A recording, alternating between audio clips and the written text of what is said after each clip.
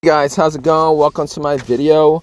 So I'm gonna give you guys a quick fix if your key fob's not working. I had an issue the other day where out of nowhere my key fob stopped working. Couldn't open the trunk, the alarm wouldn't work, couldn't unlock the door.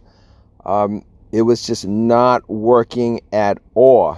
And if you guys are in this situation, obviously it's a worrying situation. You're probably trying to figure out what the issue is, whether it's the key fob itself, whether it's something that's happening in the car that malfunction, a short somewhere, etc., etc. So I'm going to give you guys a quick fix on this, okay?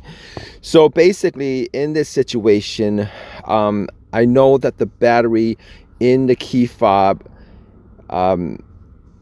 is good. I know it's good because I changed it out about a month ago. Also with that, pressing any of the buttons, you would see the red indicator light on the key fob working, telling you that there's power. There's enough power to actually, turn on the car. Turn on the car there if you have push start. Turn on the car, but for the remote to work. All right, the indicator light on the remote tells you that the battery is has enough power to work the doors, for to work the trunk, etc., etc.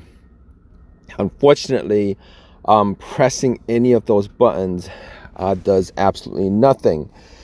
So if you guys are stuck in this situation and you guys are trying to figure out what it is, a lot of people think maybe it's the key fob that's malfunctioning, but here's what you guys do. All right, what you guys do, and this is an easy fix, this is a quick fix. You guys go to the dealership, you guys be charged like hundreds and hundreds of dollars for a diagnosis and all that stuff. But before you guys do that, definitely, if you know for a fact that your battery is good, if you guys are pushing the buttons on the key fob and nothing happens, you don't see the real little red indicator light on the key fob, change out the battery. It might be the battery for the most part. But if you guys are seeing the indicator light on the remote, it pretty much means that the remote has power and it's good. So what you guys do is, what you guys are going to do is you guys are going to open the trunk up, all right? And you're going to go to the fuse box in the trunk. So this fuse box is in the trunk, all right? Open up the little cover, and you guys are going to look for the number 8 fuse. It's the number 8 fuse. It's 7.5 amps, all right? That fuse is 7.5 amps. It's the number 8.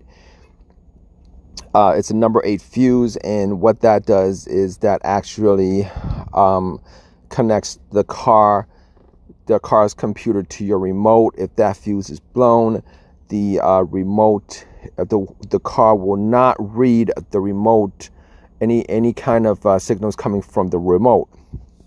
So basically, I changed out the number 8 fuse, put another 7.5 fuse, and everything works. The door works, the trunk opens, the alarm works. So that's a very, very quick and easy fix for you guys if you guys are in this situation. Hope this has helped you guys out. If you guys have any comments, please leave a comment in the comment section. Please subscribe. Please give me a thumbs up. All right, guys, take care.